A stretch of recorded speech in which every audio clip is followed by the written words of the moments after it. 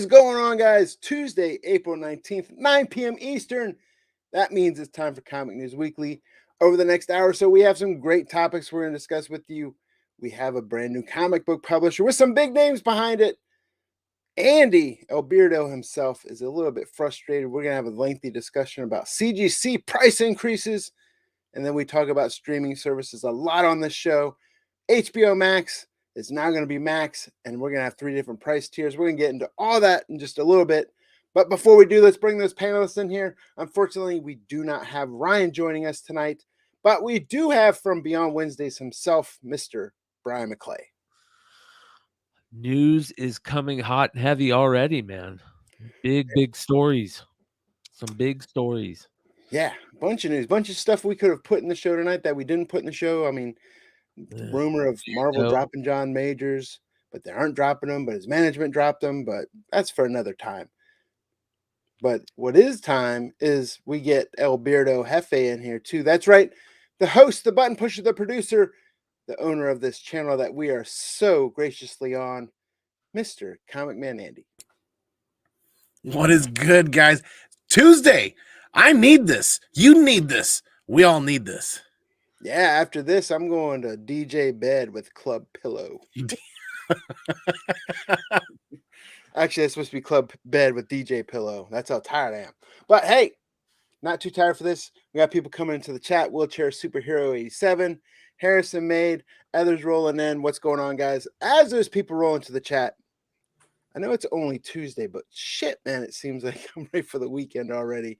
You guys doing good? Other than that, you guys spring breaking it up?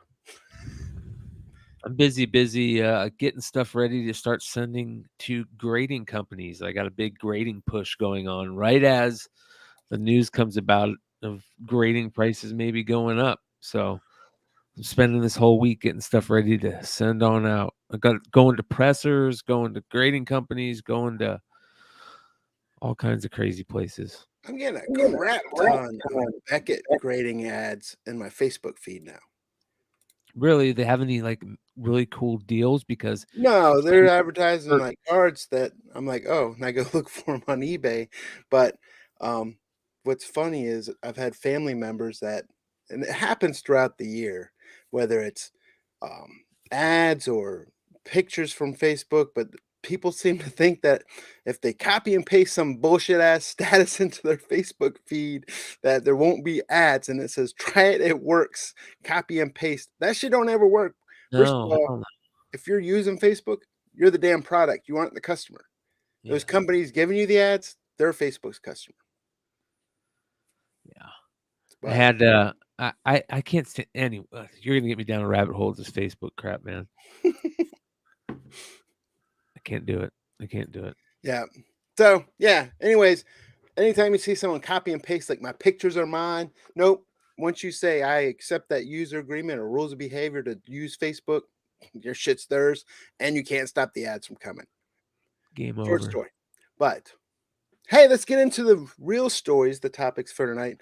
I know a couple months ago on this very show, we've talked about a bunch of comic book publishers that were either filing for bankruptcy, going through a bunch of cuts. There was talking about, Heavy Metal. What was the one that filed for bankruptcy? It was Frankie's. Oh my goodness! No. Oh, you said publishers. Source Point Press. No, not Source Point. It wasn't Vault. It wasn't Mad Cave. It was Aftershock. But either way, I just totally killed the lead into this topic by not remembering shit. But we have a new publisher on the way, and this one's got some heavy hitters behind it. And I'm going to say it's DSTLRY, but you might just say it's DSTLRY. DSTLRY is correct. Yeah, so we got a new publisher. It's got some of those heavy hitters behind it. Like I said before, we got Scott Snyder, we got James Tynion. It's also from the people that created Comixology from Amazon. And we are going to have this coming up. And one of their big sticks that they're saying to make moves within the industry is those creators are also going to own part of that company, correct? Correct. So One thing I did notice, I didn't name for name check it, but what we also talked a while back on this very show is a lot of these publishers that are doing, or a lot of these creators that are joining this, they also were the big creators that jumped to that Substack. Yeah. Do you think they're just Substack is diversifying or chasing carrots? Substack has been pretty interesting because it's grown in other spots where you didn't think it was going to grow. It's become this really big place for like these little clusters of news, people, you know what I mean, that like do these news stories, and it's kind of become Yeah. like Vice, like, And it's a great newsletter distribution. yes. So, the interesting thing is did these guys, so Amazon bought Comixology, right? So did these guys get bought out and then they just created Distillery? That's what I want to know, because it does say two veterans from Comixology. I Right. wonder if they just made a bunch of money and they're like, let's just do it again. Yeah, David Steinberger and Chip Mosher, right? Yeah. Mhm. And then it's also saying some of the comic book publishers only as good as the creators working for it, and Distillery has that in spades. Major comic names like Bryan Azzarello, Becky Cloonan, Jacques Tula Lotte, Stephanie Phillips, Jamie McKelvey, and Junko Mizuno.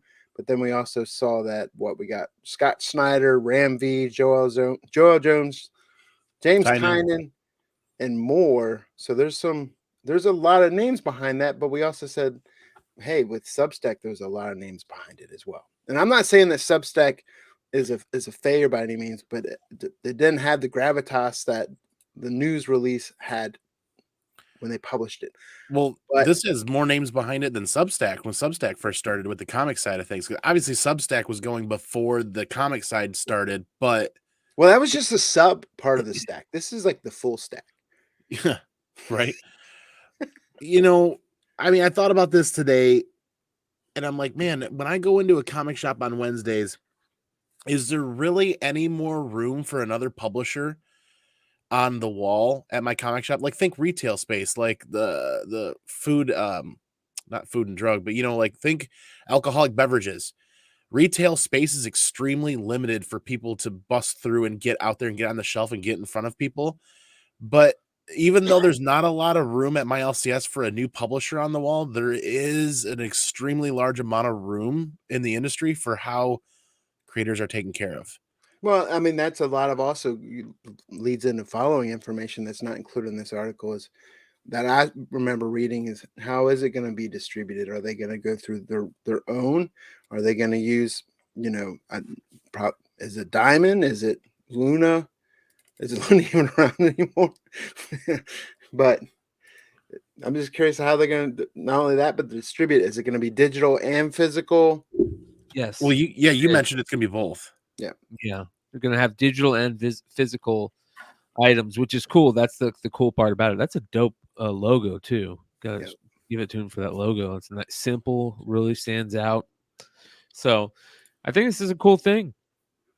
More comics for people. It's if they're gonna, as long as they're gonna do the physical stuff too, so the collectors can get into it also. I think that's very important. Just like keep that going. If they can, try and keep that going so we don't lose that totally. That's the important part, I think. Yeah. And it's curious because I'm wondering if this is going to put more pressure on some of the smaller publishers that are kind of already hurt,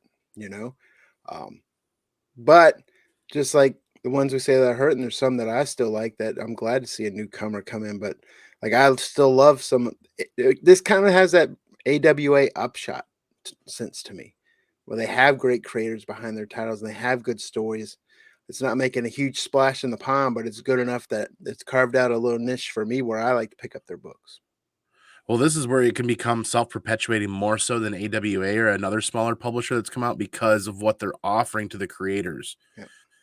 You know what I mean? They're getting a bigger stake, and then just going to AWA and just getting paid whatever they get paid for whatever they produce. And what it sounds like in the industry, it's not much for writers and artists at all. True. Then wonders how big you can grow if everyone's getting part of the business and how much of business. Well, I'm sure they're going to cap it. It says in the article that creators that come to them within the first 3 years can get this, but after that, it's not a thing anymore. Yeah, there's got to be some way they're capping it, because you can't just create more of the company. Once you hit 100%, you just don't create another 100% and start giving that away. And I mean, that's how they split stocks, right?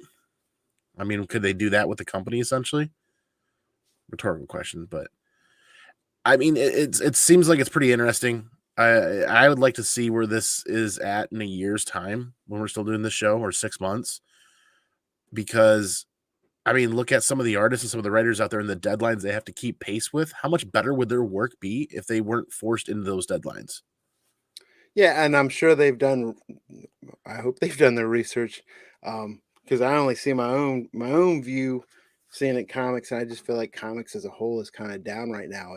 Is a good time to introduce a new publisher into the market, but that's why I don't start a comic book publisher. But these guys are, so imagine they've done the research. Right, bad idea is still around. Yeah, I just say just don't hang your hat on some names. That's a good point. That's a good point. You know what else you can't hang your hat on?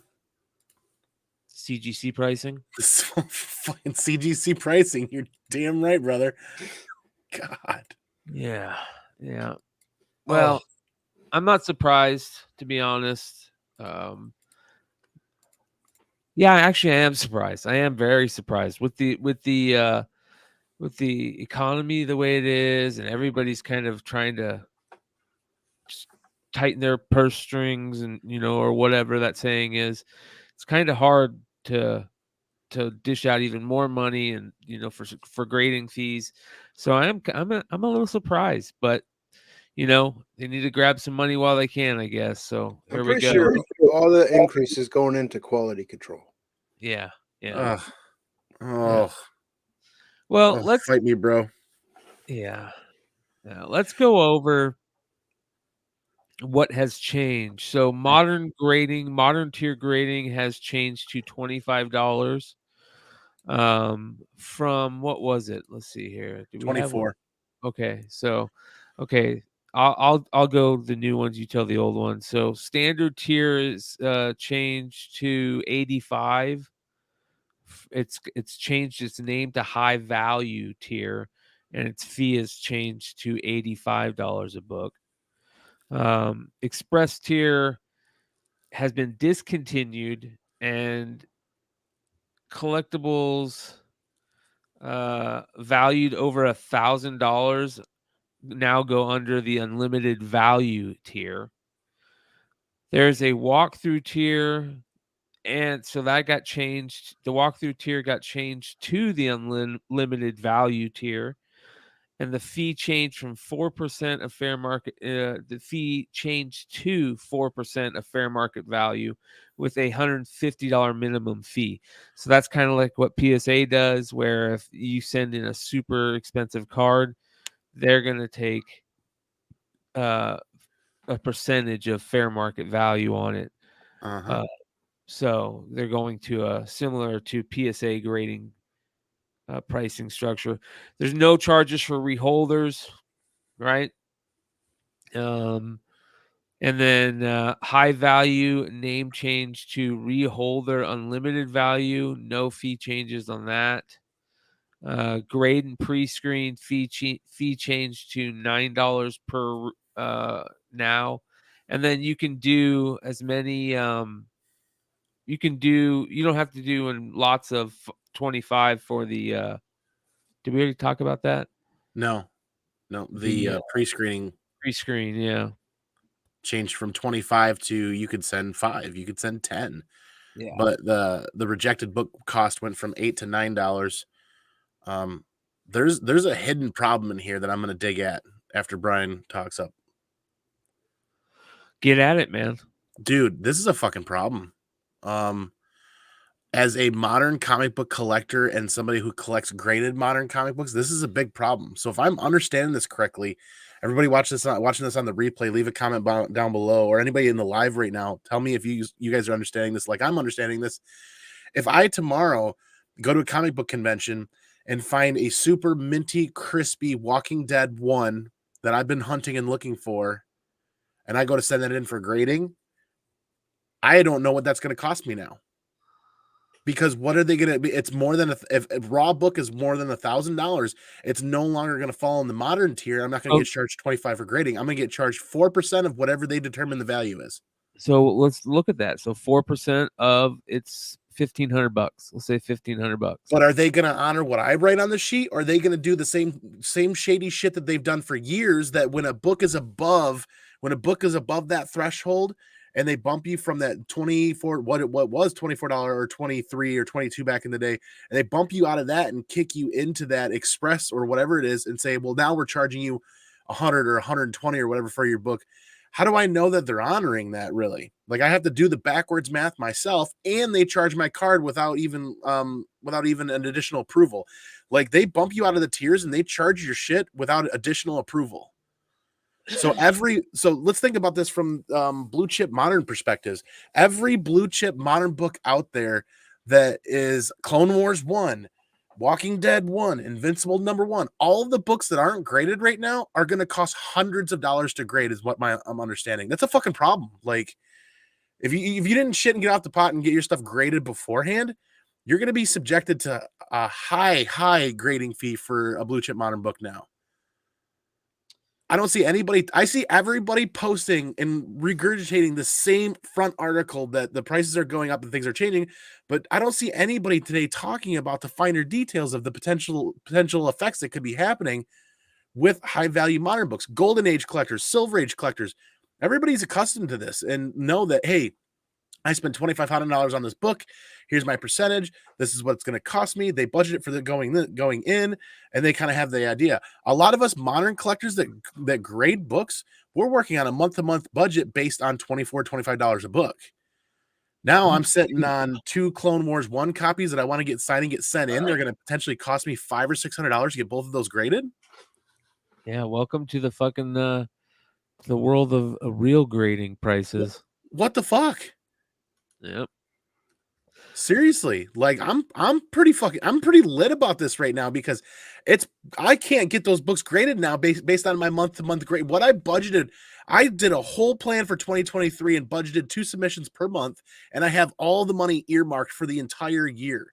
I can't grade those books now without blowing out my budget. CBCS is cheaper. I hate the type. I hate the not the typo, but I hate the How font. many people are going to jump to CBCS? Woo. Well, that's just me. I haven't said anything in grading for a year or so, but years prior to that, I'd switched to CBCS. But that was just me. My entire CGC registry collection is now going to be subjected to that. Like I've spent the better. You're paying double the amount of grading. They've doubled it. What do you what about, like, what is it, the dealer, or it's not dealer, but what is it, retailer, the membership where you get a little bit better discounts? Well, they've eliminated that too, I think, if I remember correctly. We'll get down and look at that, but the requirement for a membership, I think, went away.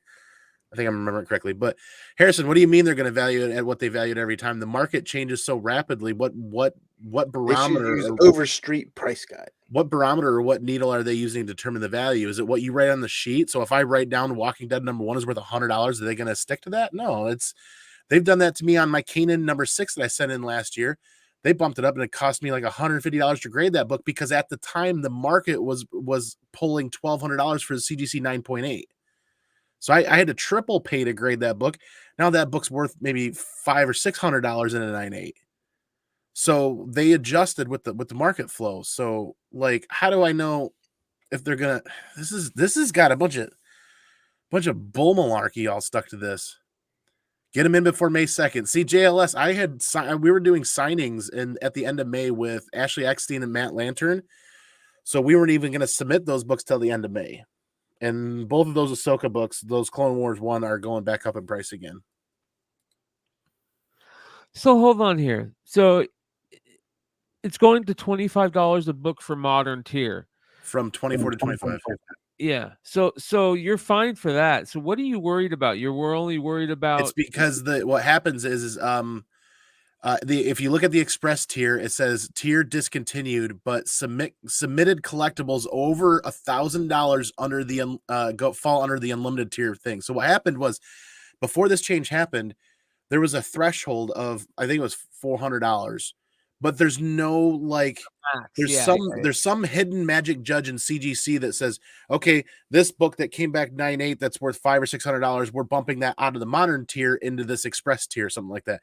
But I can't tell you how many hundreds of 9.8s have been submitted that have flown under that radar that didn't get bumped out and over. Like I'll use my Kanan 6 as an example, because a year and a half ago, whatever, when we got it submitted, it was going for $1,200 secondary or something like that. Or icon prices were like over $1,000. Well, they instantly kicked that out of modern into that Express tier and double or triple charged me the grading for that. It got charged well over $100 to grade that book.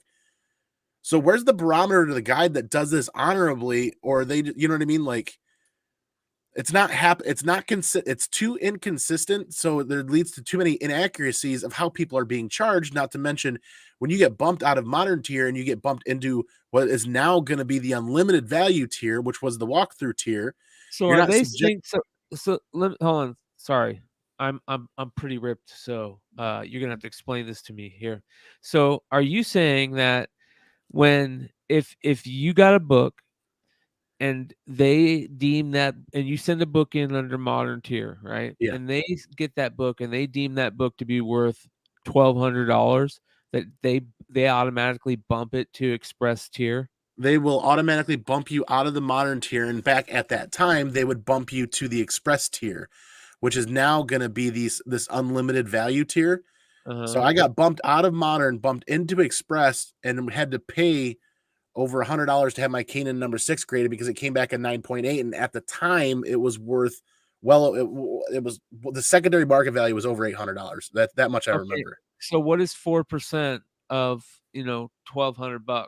Well, 4% of 1,000. I mean, it's easier to just do the round math. 4 cents on the dollar. I mean, like, that's $40 for 1,000, right?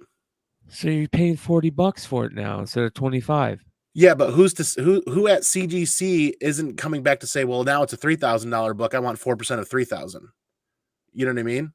Like, they have to look at fair market value. If you go and look on eBay, that's what they have to decide. That's what they have to say, is where are they getting the fair market value from? Where they get yes. And secondary market prices fluctuate so heavily right now. How is this fair? How is it fair that one person gets charged $150 to grade one book today? Tomorrow the price tanks and the next person gets charged $35. There's got to be like a forum that people are talking about this somewhere, because the CGC forums. Yeah, there's got to be. Well, you can you kind of, this is you. I'm hoping the people in the chat and you guys are kind of seeing where I'm coming from. Is there's nobody governing this. There's nothing to govern the secondary pricing of comic books on the market. Like, it's not governed. It's its own thing.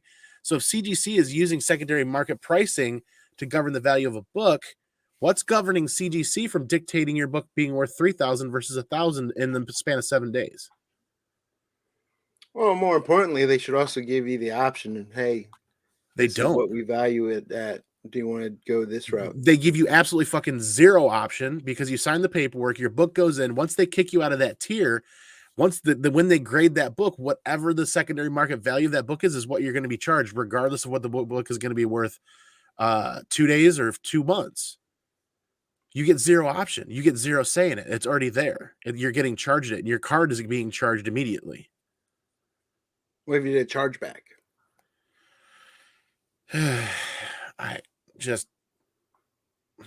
There's no transparency on how they're determining the value. But you'll still send books in. Oh, I'll send in the cheap modern books. I know I want to get graded. They're gonna hit the modern tier. And now moving right along, you no longer have to send 25 books in for that pre-screening, which is nice, because then I could stick to a budget on pre-screening. You should play their game and find some great Silver Age books, and then just take a marker and cross out the date on it and put a modern date and send it in. $1,500 book. That's the thing though, Mrs. Wood. Having a $1,500 book doesn't mean I bought it last week. It could mean I bought it 5 or 6, 7 years ago. Yeah. When it was a $200 book, or when it was a $100 book. That's kind of the gem or the beauty of building a collection, is you're building it cheaply and efficiently so that you're not paying $1,500 a book. Therefore, there are a lot of collectors out there working on a budget that might not be able to afford to grade a $2,000 or $3,000 or $4,000 book anymore. How many collectors out there of Golden and Silver Age don't send those books in simply because they can't afford it? Yeah. But they've had the books for 30 or 40 years. I just want to know where their market is. Like, I want to see what they're calling the market. Yeah. Same. That's worth some investigative journalism beyond Wednesday. Yeah, I know, right? That's the big frustrating hidden monster that I don't see a lot of people talking about in social media right now, is what happens that window of them being able to kick books out of the modern tier has become that much more volatile. Not just volatile, but instead of getting kicked out of modern and going to standard or express, it gets bumped out to a percentage fee. It gets kicked out of modern, and then now it's percentage. That percentage is a sliding scale. If you want to bump it out of a modern tier without me signing more paperwork, keep it a fixed price. This seems pretty unfair to make it an unfixed price to say, well, it is what it is. Here you go. Suck it. Here's an extra $300 charge on your credit card. Oops, your credit card bounced. Now your book can't get graded. Now it's stuck here in limbo. I don't know. It's pretty frustrating because there's no structure to it. Yeah, it's kind of crazy. Well, we'll have to see if maybe we can reach out to somebody and get them on one of the shows. I They agree. seem to be raising their fees a lot quicker in between intervals than they definitely used to. Now it's yearly, right? JLS, like we kind of were talking about that backstage before the show. Is Wood and McClay weren't surprised, and I'm like, I shouldn't be surprised, but I kind of am. It's kind of bold now because they just raised all the fees to hire more people to get quality control and turn times better. Quality control has gone down. Turn times are through the roof, or they're so lightning fast. It's breakneck speeds. And now they're bumping the fees again. They're conditioning us for yearly price increases is what's been happening the last 2 years, 3 years, whatever. Amen. Yeah, they do a terrible job. And this seems like it gets lost. There are people that have been waiting for books for more than a year with CCS or the CGC pressing and cleaning, and they're spitting out books at 3 days in grading, but they can't get through any. Yeah, I don't know. Oof. Yeah, this is where a lot of people in the community have been talking about with recently. God, what was it? Pressable Defects a few months ago, or maybe a month ago. I was listening to their podcast with the turn times. It's like, how do you trust CGC's grading with the quality and the turn times right now? And I spent the better part of 20 years building my CGC registry collection based off of CGC's certified, the guaranteed company. Certified, guaranteed. The two biggest words in their name, certified and guaranteed. Yep. It's all because Jay-Z owns it. Just kidding. Objective to the market. I mean, before I can rant on for another hour. There's no other changes. Imaging, custom labels, pre-screening is now $9 a book. Reholder, no changes. But those are the big changes. Modern goes up $1. The economy tier and standard tier changed names, and it looks like they went up to I don't remember what the older ones were. The changing of the tier names is kind of weird. There was a lot of structure. Modern, economy, standard, express. That's something we've known about now for a while. Now we're going modern, vintage, high value, unlimited. Who's running that? Modern, economy, standard, express. That's streamlined. That makes sense. Modern, vintage, high value, unlimited. That seems fragmented and not thought out.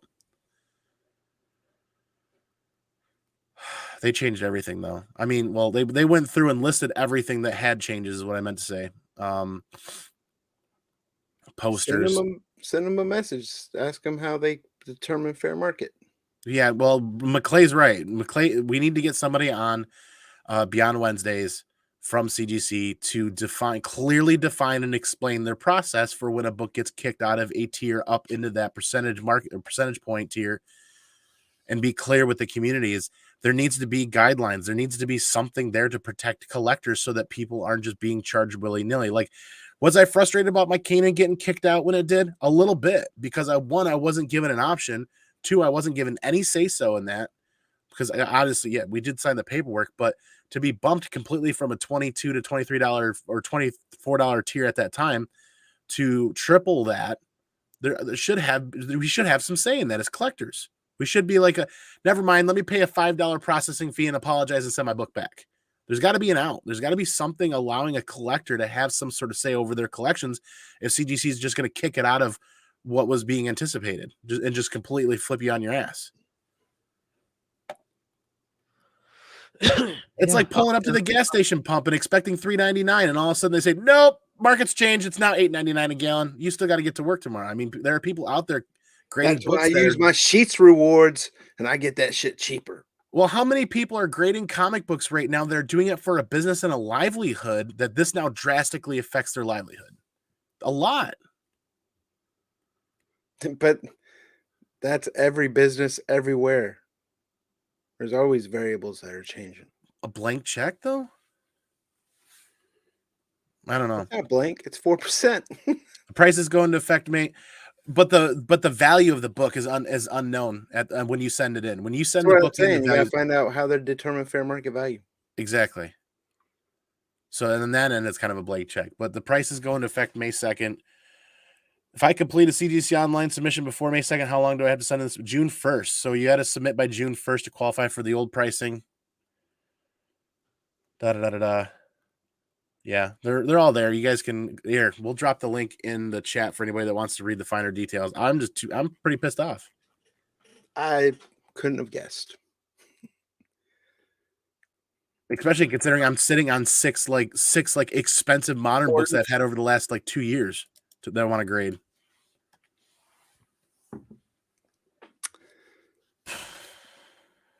Well, see what happens, man. I'm sure we'll have to get somebody to explain it to us. And, there's been a lot of recent changes that have happened in certain things. For example, the Beckett grading changing, or the Beckett grading changes for Beckett cards.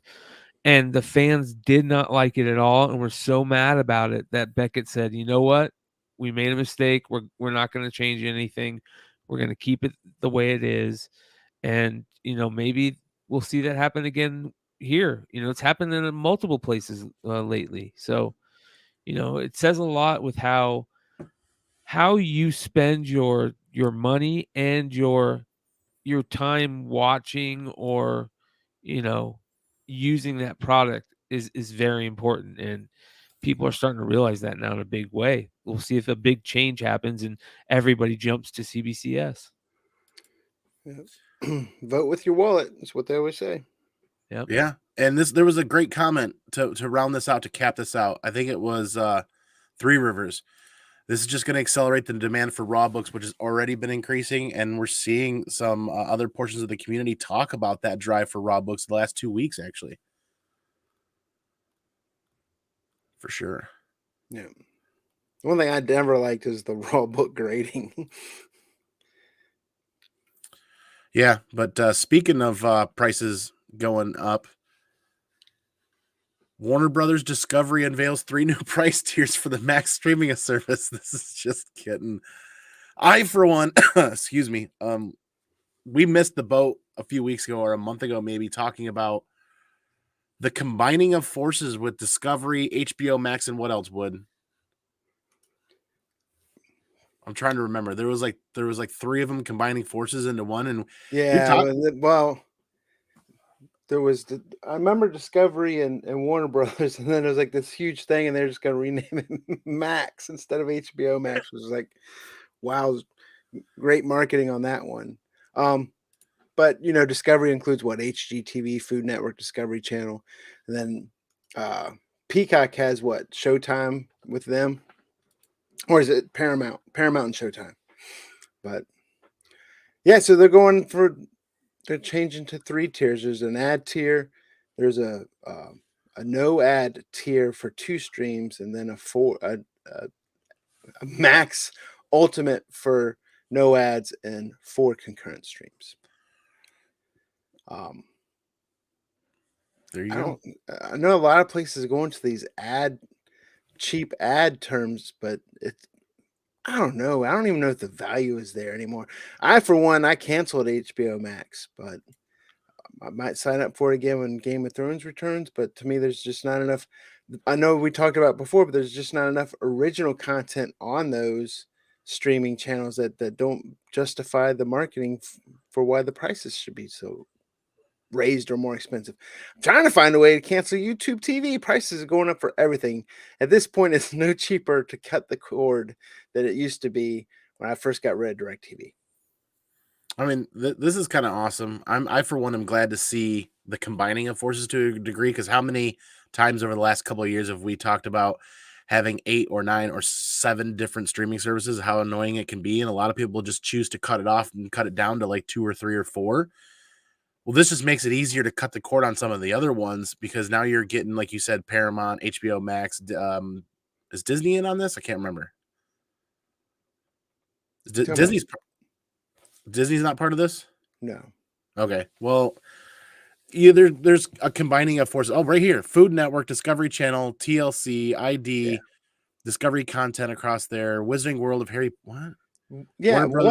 Outside of HBO, Food Network, Discovery, TLC, ID, HDTV, that shit should be free anyways. You should pay me to watch that shit. HBO Originals, Warner Brothers Films, Max Originals, DC Universe, kids content, Discovery content across that. Agreed. Like there's some of it that's already on free TV. The whole Discovery merger. I'm sure there's plenty of people out there that's great. Watch, 2 newlyweds and they're 15, 19, 20-year-olds with a $6 million budget for some new house. But I'm a taxidermist and my wife is a stay-at-home mom. Yeah, I make crayons. My budget's $2.5 million. But this is just that first stepping stone into hopefully they continue to kind of team up to a degree and get more content, because I still see I'm already paying $15 a month for HBO Max. So if I stay right where I'm at, I'm gaining more content for the same price. Whether or not I choose to watch that is up to me. And I don't need more than 2 concurrent streams going on or something like that. But oh yeah, do you see what they're doing here? For that package deal, 2 concurrent streams. How many people out there have HBO Max and they're sharing it with 4 or 5 or 6 other people? They're not going to be able to do that anymore. And you're going to get capped out at $4 and $20 a month. So I see kind of what they're doing there. They're capping the accounts. The other people, wait till I'm done watching. But they've a lot of streamers have done that for a while. I think it was like Netflix was one of the first ones to do it. It's like this price for 2, or you can get the family for 4 concurrent streams. YouTube TV does the same. I think YouTube it's included in the price, but YouTube. My parents use YouTube TV, and you can give it to 5 family members. Yeah. And the price for that just went up today. YouTube TV's price just went up today, actually. Yeah, that's why we left cable. 3 Rivers is what we were spending there. And now I'm $99 a month for fiber optic, and then whatever streaming services we want to do. That's it. So I think I'm like $140 to $150 a month instead of the $300 plus a month that Xfinity was wanting to charge us. If you know your way around the internet, man, you can get just about anything these days. Selling Sunset isn't this. It's on Netflix. Tell you what I don't like. Love is blind bullshit. Welcome to the subscription economy. Huh? What's that? No, nothing. Well, Three Rivers has got a point here. Welcome to the subscription economy. I've been hearing rumors of this in the auto industry for a couple of years now. They want to move people away from owning vehicles and have everybody lease everything over time in the coming years. And it's not going to happen right away. You got to change a culture, but vehicle ownership is going to be a thing of the past in the next 20 years, 30 years, whatever. Yeah. $3,000 for all these services, but it's not that bad. I mean, at least I don't mind some of them. I'll tell you, if I could find a way to get Fox Sports on like Fox app or something, I would probably cancel YouTube TV. The reason I can't keep YouTube TV is mostly for live sports. Right? Yeah, you do a lot of live sports. Yeah. And we keep Disney Plus, we keep Netflix and Amazon. And the Amazon Prime thing is more about the shipping. Oh, we don't even get the free 2-day shipping anymore. Ooh. I don't know. I keep the Amazon for the sheer convenience and be able to rent movies on there that you can't find anywhere else. And then the Netflix HBO has just been the standard go-to in our home for a while now. And Disney Plus. I mean, are you a fan of HBO or let's say WB or Discovery enough? Do you find value in these prices? And would you subscribe or keep your subscription to it? Or you're like, screw this, I'm cutting it out. I think it's a generational thing. For me on HBO, I find it worth the money every month because when I sit down on the weekends and want to watch a movie, 9 times out of 10, I can find something awesome from the 90s, some awesome 90s action flick in there that I've been wanting to see that I can't find anywhere else. Yeah. And if I can't find it there, I almost always can find it on Amazon for $1 or $2 to rent. And then Netflix has been some of the original content that we've been watching the last couple of years. Honestly, we're about ready to get rid of Netflix.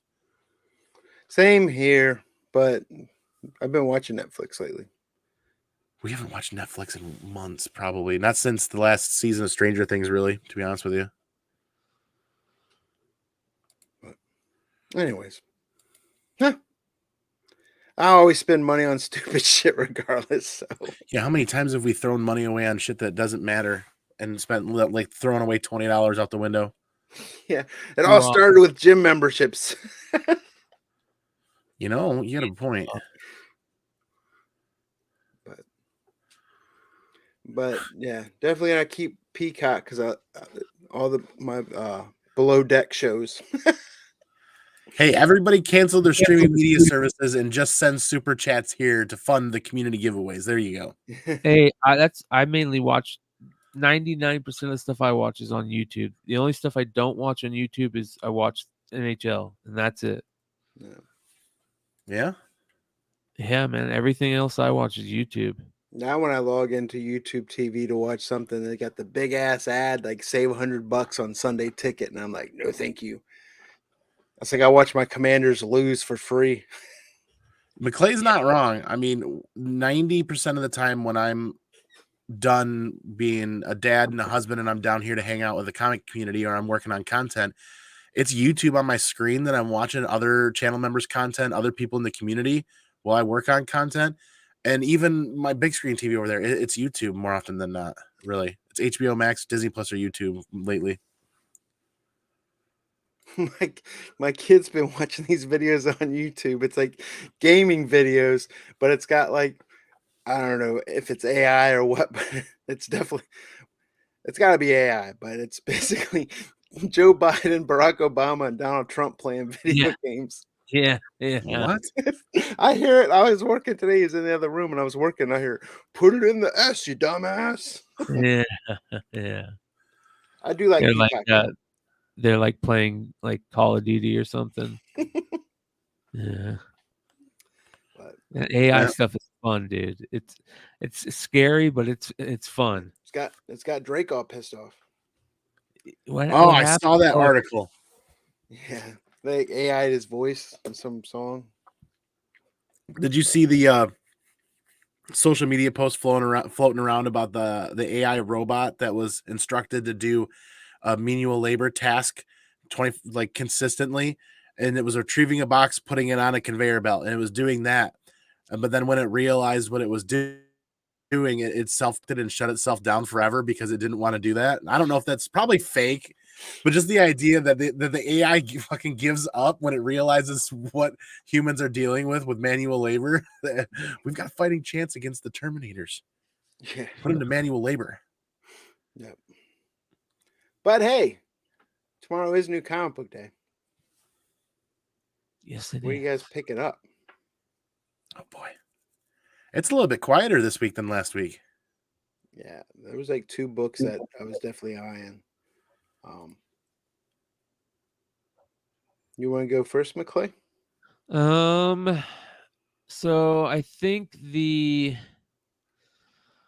book of the week is going to probably be this,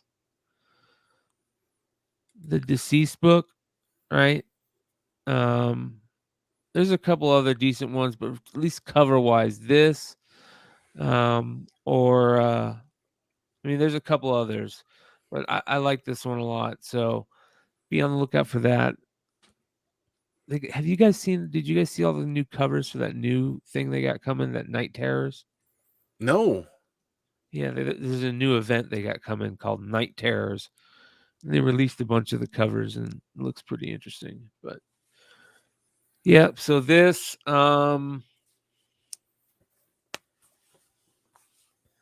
is the Hellcat Zulu variant.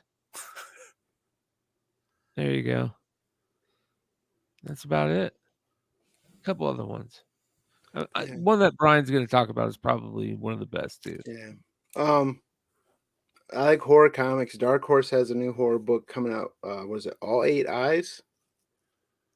Oh yeah. It's kind of like Jaws meets arachnophobia, I think is what they're soliciting it as. I glanced over that, and when I saw 8 eyes, I'm like, oh, that means arachnids and spiders. I'm out. Creature books are always fun reads. I hate spiders. Yeah, I don't like spiders at all. But that interested in pick that up for read, and then of course my cover pick was that Chilling Adventures Cult of Wilkin Boy from Archie.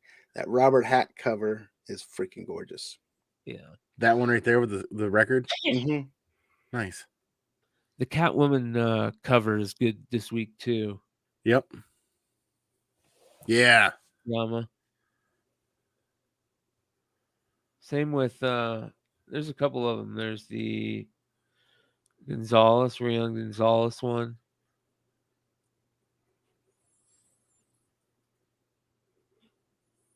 And that's Souza Micah or Sway. Oh.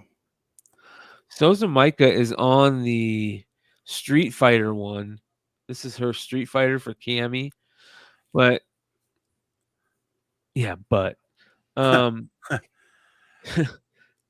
some of these are so weird. Like I can't tell if it's good or bad. Is that the Souza Micah? Yeah, this is Souza Micah.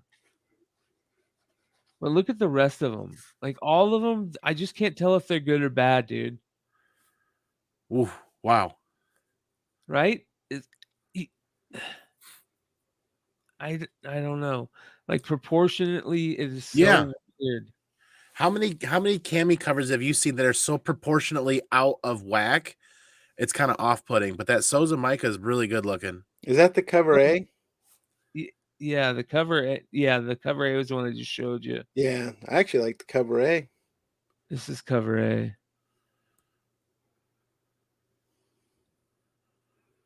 But look at these. These look so weird. Like, watch. Here's Ivan Tao. No, I'm not a fan. No. The proportions are a little bit, well, they're not as bad, but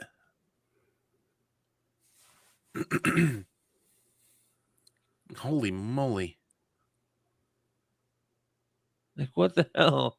Not great. I mean, it's good art, but it's not my art. It's not what I'm into. I can't tell if it's good or bad, man. Like, I like it. I don't like it. I don't know. It's just that looks like somebody else's. That looks like an animal's legs attached to a human. Look at this one, bro. Sup, tank? It's a tank. Thick thighs save lives. I mean, that's just like meat. All of those covers make the Souza Micah cover look so much better proportionately. Spider-Man cover for Amazing Spider-Man 24. Hold on, Cosmic One. We're getting there. I'm letting McClay get there naturally. Sorry, am I missing it? What? No. Like you're making your way there like normal. Now, Ryan would talk this one up. Yeah. This is the Nakayama. That's actually not bad. It's pretty good.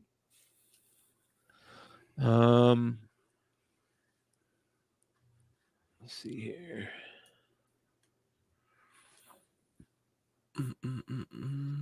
Yeah, so you got to scroll down a ways.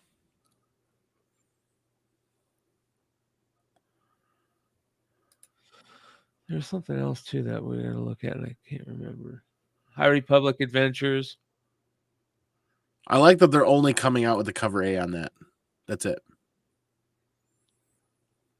That's how it used to be, right? Only the good books got variants. You got the Yoda next to that one too, right there.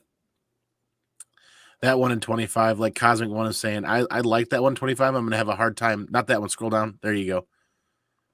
I'm gonna have a hard time finding that one on the left. I don't think my shop got a copy. That one's a pretty cool one. That's a badass Yoda.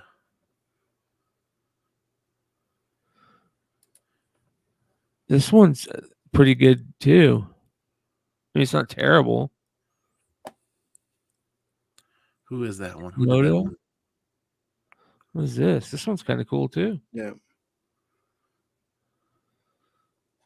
Yeah, that's interesting, man. Sonic. The cover A was what? Noto? I think so. There's a cool, yeah, I was gonna say the other cover for that Sonic. This one? Yeah. Yeah. That's a good cover, dude. I'm not buying it, but I like it. Yeah. Time Before Time 22 is out. I'm surprised that series is still going. I got to get caught up on that this week so I can cover that tomorrow. I'm like 10 issues behind. But I've had a couple of friends in the community message me and say that it's been really good. Warlock, they've got a new Warlock book coming out. They use the old trade dress, huh? Yep. I wonder why they got a new Warlock book coming out. You wonder, huh? Look at this. Oh, hey. I like that.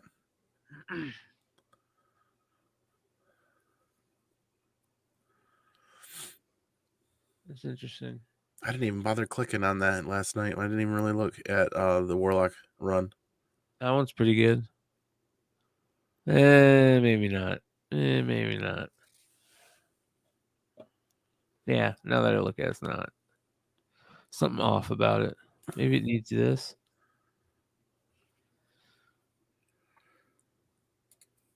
I don't know. What else was there? That's all I had. Yeah, there's not a ton. I think I've got I'm super happy. I'm well within my budget tomorrow. $35. That's more money you can use for CGC. Oh, don't get me started. Come fight me, bro. Like $32.92 actually. TMNT Armageddon Game Alliance number 6 is out tomorrow too. Those have had some good covers. I don't know about this week though. Covers aren't bad for this week, but they're not as great as they have been. You just passed it over to the left about 3. Oh. Yeah, pull that one up, McClay, and then I got another one. I like the Bebop and Rocksteady one better. Yeah. Oh, yeah, that's a good one right there. That's a real good one. Great cover. Yeah. Yeah, good stuff. Check out House of Slaughter. Yeah, cover A on that one looks good. Cover A, yeah, it looks absolutely sick. It's one of the best cover A's I've seen out of a Boom run in a while. I mean, they've had really good covers, but this is just straight up cover A. Not even this is better than most of their incentives lately. It's creepy.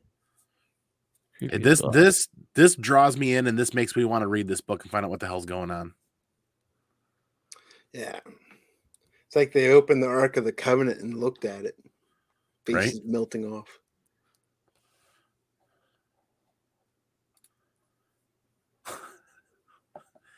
Blue Hellion with the jokes tonight. Oh, I love it. Yeah. I'll probably still submit a couple of 10-book batches to pre-screening to get them in before that deadline, but the stuff that I wanted signed this summer, it's not going to make it, the big ticket stuff.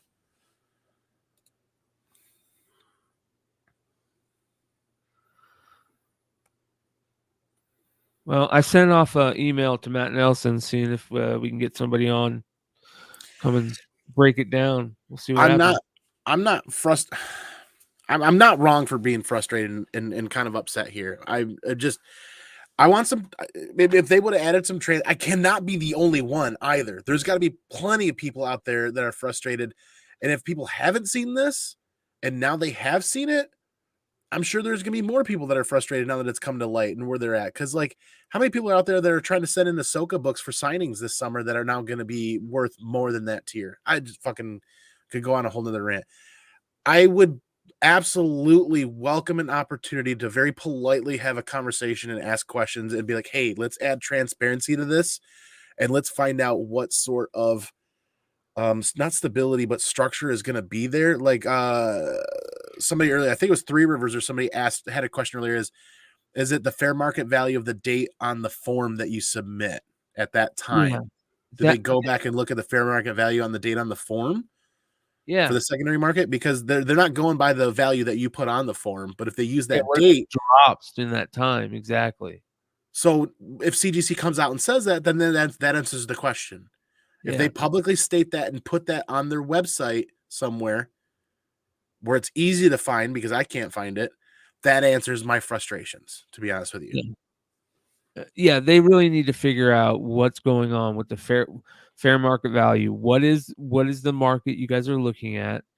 The length of time, because if they sit on your books for 3 months and the price of the book goes down, are they going to choose the price of the book as when they start grading it, or are they going to go, oh, it was worth more when you sent it in, and vice versa?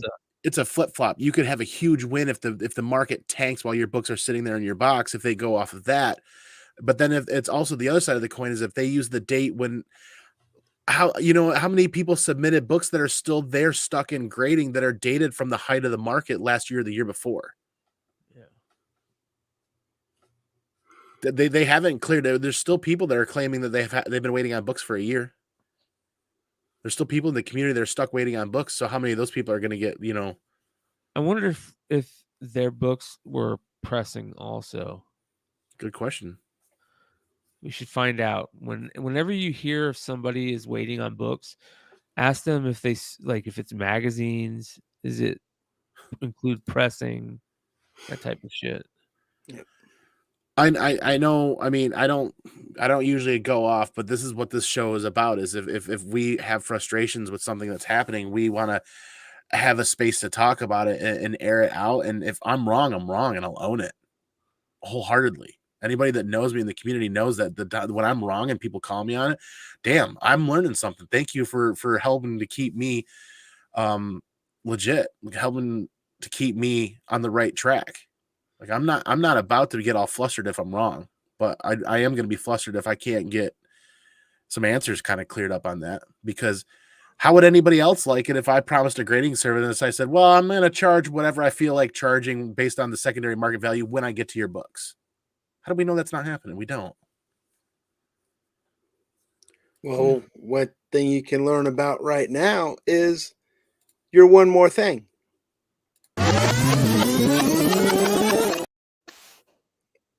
Wow. No boogity bow you, but you look like you're not feeling up to it tonight there. I just boogity bowed you. I already did my one more thing just now, so. It's like, another thing. Yeah, come hang out tomorrow night. Beyond Wednesdays, we'll see what that show has to offer. We're doing it quick tonight. One more thing. Gosh darn, Chelsea got kicked out of Champions League today. Good luck to Real Madrid. I'm hoping Man City wins the whole thing now, but everyone's like, what are you talking about? I'm talking about football, soccer. Football. Yeah, make sure you guys subscribed. If you're not already to ComicManAndy, make sure you guys check out Bryan McClay over there on Beyond Wednesdays. Make sure you guys check out Ryan Hayslip. He wasn't here in the show, but I saw him in the chat poking around, loving that Venom book. But with that, guys, I hope everyone has a fantastic week, and we will see you here when I can learn how to speak next Tuesday, 9 p.m. Eastern, live like we are every week. Deuces. Double up, double up, double up. The money I color.